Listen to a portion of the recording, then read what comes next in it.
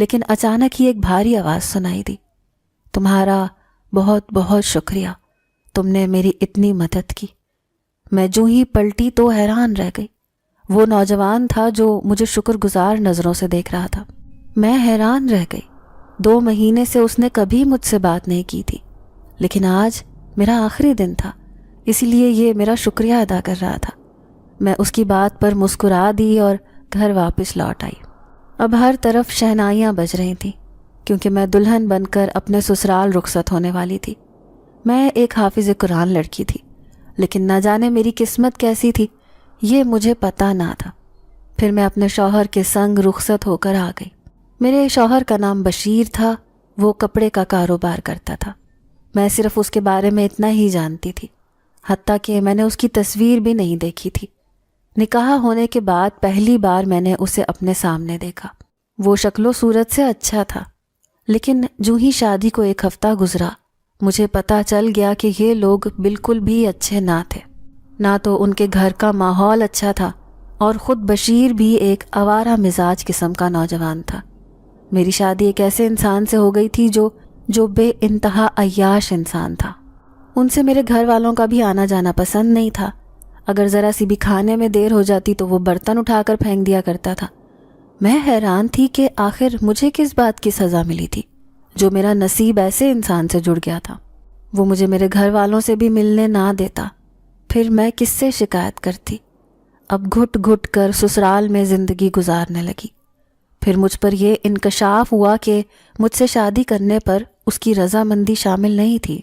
وہ اپنی ایک کزن کو پسند کرتا تھا جو بہت پڑھی لکھی اور خوبصورت تھی، ماڈرن زمانے کی لڑکی جو کسی کی بھی پسند ہو سکتی تھی۔ میرے اندر وہ خوبیاں نہ تھیں۔ میں ایک سیدھی سادی پڑھی لکھی تھی، حافظ قرآن تھی، لیکن میرے سسرال والوں نے میری اس چیز کی قدر نہیں کی۔ میں جب بھی نماز پڑھنے لگتی تو وہ سمجھ نہیں کی۔ میں جب بھی نماز پڑھنے لگتی تو وہ سمجھتے میں شاید کوئی جادو ٹونا وغیرہ کر رہی ہوں۔ میری ساس بھی لوگوں کے سامنے کہتی کہ ہماری بہو تو تعویذ گنڈے والی ہے، نہ جانے کیا کیا جادو ٹونے کرتی رہتی ہے، تبھی تو بیٹا قابو میں نہیں ہے۔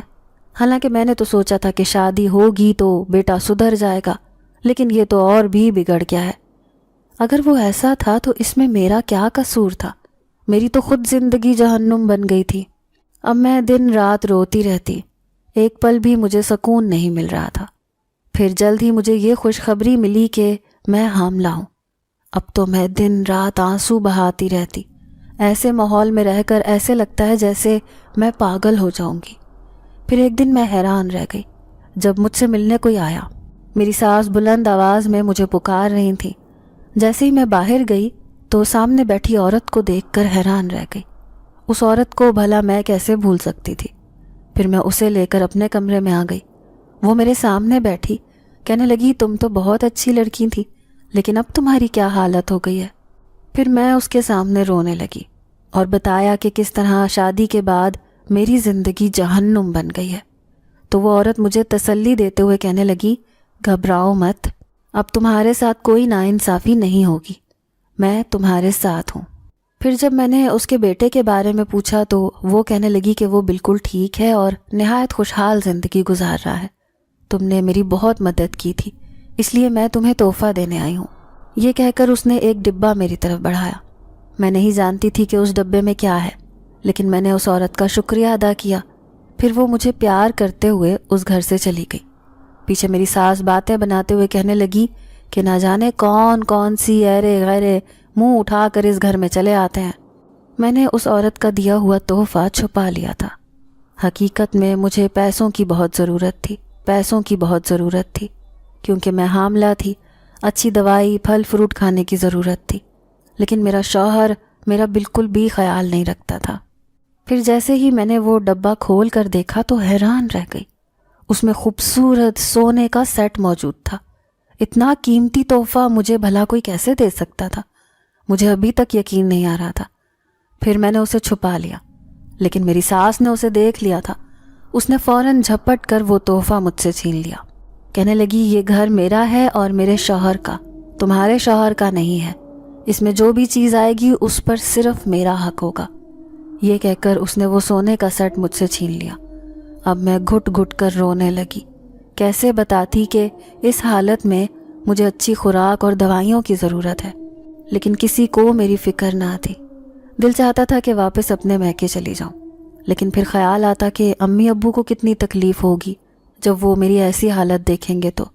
پھر ایک دن میں گھر کی صفائی کر رہی تھی جب اچانک میرا پاؤں پھسلا اور میں نیچے جا گری۔ جب تک ہسپتال لے کر گئے میرا بچہ دم توڑ چکا تھا۔ وہ اس دنیا میں آنے سے پہلے ہی مر گیا تھا۔ میرے اوپر تو قیامت ٹوٹ پڑی، لیکن میرے شوہر کو پھر بھی پرواہ نہیں تھی۔ ساس سب کے سامنے کہنے لگی کہ اس نے جان بوجھ کے ایسا کیا ہے تاکہ ہماری نسل کو آگے بڑھانا ہی نہیں چاہتی تھی۔ پوری رات میں بستر پر لیٹ کر روتی رہی، کوئی بھی میری دیکھ بھال کرنے والا نہیں تھا۔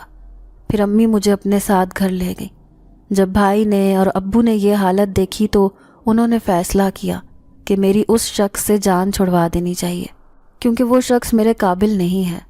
میں بھی یہی چاہتی تھی، لیکن پھر میری ساس اور میرا شوہر آئے اور معافی تلافی کرنے لگے۔